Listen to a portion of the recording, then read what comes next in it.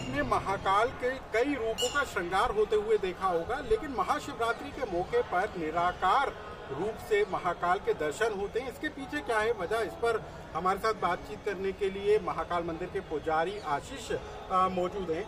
महाशिवरात्रि का पर्व आ रहा है और वैसे तो हम देखते हैं कि सातों दिन 24 घंटे श्रृंगार में रहते हैं, अलग अलग तरह के श्रृंगार महाकाल के किए जाते हैं, लेकिन निराकार रूपों में दर्शन देंगे शिवरात्रि के मौके पर, जबकि वो तो उनके बारात का दिन है।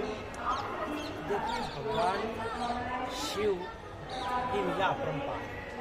भगवान शिव की यहाँ पे नवरात्रि बनाई जाती है जो फाल्गुन मास कृष्ण पक्ष की पंचमी से प्रारंभ होती है, उस महाशिवरात्रि के दूसरे दिन संपन्न होती है।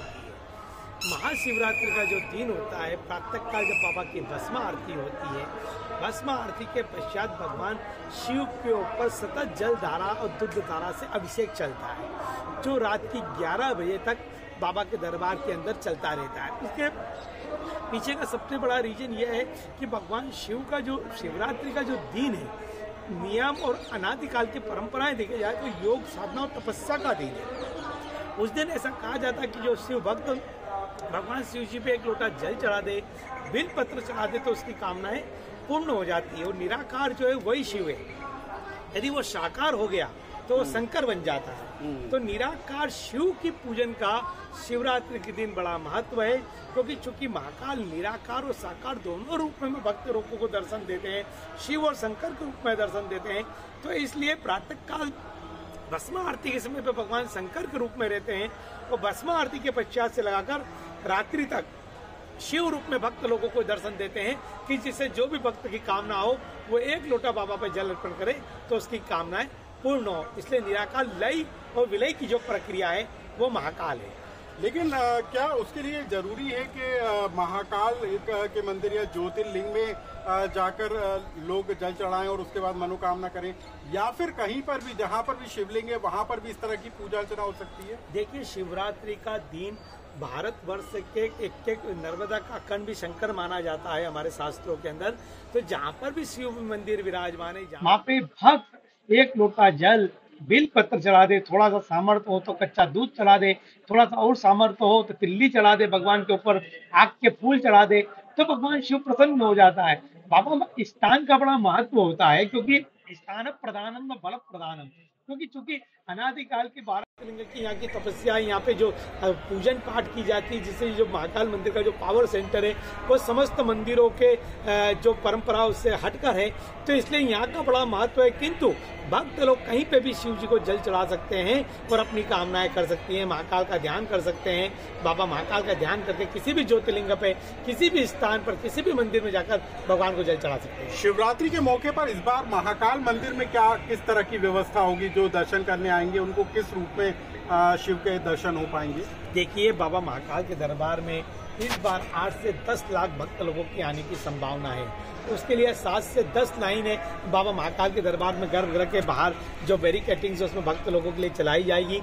उनके जल चढ़ाने की व्यवस्था मंदिर समिति के द्वारा की गई है। वो बाबा के दरबार में जल्दी से जल्दी भगवान के दर्शन कर निकल सके, इसलिए शासन प्रशासन ने पूरी व्यवस्थाएं कर रहे हैं कि जिससे भक्त यहाँ पर आए, बाबा के दर्शन करें और फिर अपने स्थान पर जाए। इसलिए मंदिर समिति के द्वारा पूरी व्यवस्थाओं को लगातार वॉच किया जा रहा है, देखी जा रही है।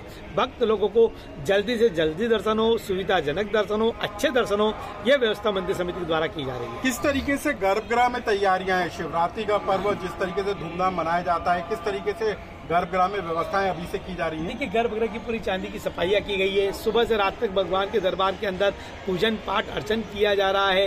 बाबा दरबार, क्योंकि शिवरात्रि के दिन गर्भगृह में महापूजा चलती है, रात भर बाबा की पूजन चलती है, जिससे साफ सफाई से लगाकर पवित्रता का विशेष ध्यान दिया जा रहा है। तो कितने घंटे तक लगातार किस तरीके से दर्शन कर पाएंगे? कितने घंटे कहा जाता है कि लगातार 40 घंटे तक? 44 घंटे के लगभग बाबा के पट खुले रहेंगे। जो शिवरात्रि की सुबह 8 बजे, सुबह 2 बजे, 2:30 बजे जो बाबा के पट खुलेंगे 8 तारीख को, वो 9 तारीख की रात की 11 बजे तक बाबा के भक्त लोग दर्शन कर सकते हैं। 24 घंटे बाबा के यहाँ पे रात को महापूजा चलती है, भगवान पे सेरा बनता है, सप्तधान्य चढ़ता है, महा आरती होती है। साल में एक बार दोपहर में भगवान की भस्म आरती की जाएगी, क्योंकि रात भर बाबा की महापूजा चलेगी, इसलिए साल में एक बार ऐसा दिन आता है जब भगवान की दोपहर में भस्म आरती की जाती है। भस्म आरती के बाद पालना भोजन होता है, उसके साथ ये महापर्व संपन्न होता है। इसके अलावा किस तरीके का भोग लगेगा? और सेहरा की आपने बात की, तो सेहरा कब सजेगा, किस तरीके की व्यवस्था उसको देखकर? देखिए, बाबा महाकाल का जो सेहरा है वो रात्रि 9 तारीख की सुबह 4 बजे से सजना प्रारंभ होता है, जो 6 बजे तक सजता है। 6 बजे भगवान की बड़ी आरती, मंगला आरती की जाती है और उसके पश्चात बाबा के भक्त लोग सेहरे के दर्शन करते हैं और 12 बजे के लगभग तक सेहरे के दर्शन भक्त लोग करते हैं। उसके पश्चात दोपहर की भस्म आरती होती है और इस तरह से महापर्व संपन्न होता है। भगवान को पालना भोजन होता है, जिसमें नाना प्रकार के भोजन प्रसादी भगवान की बनाई जाती है, वो भगवान भोजन ग्रहण करते हैं। उसके बाद मंदिर के जो पुजारी पुरोहित परिवार होता है, जो व्रत रखता है, वो अपना व्रत तोड़ता है। तो महाकाल मंदिर के दर्शन के लिए यदि आप तैयारी कर रहे हैं तो शिवरात्रि का दिन बेहद खास रहने वाला है। लेकिन महाकाल मंदिर में इस बार 8 से 10 लाख श्रद्धालुओं के जुटने की संभावना जताई जा रही है। और यदि आप उज्जैन के महाकाल मंदिर में दर्शन के लिए नहीं पहुंच पा रहे हैं तो जहां भी शिवलिंग है वहां पर एक जल लोटा चढ़ाकर अपनी मनोकामना कर सकते हैं। लोकमत के लिए अनुराग श्रीवास्तव।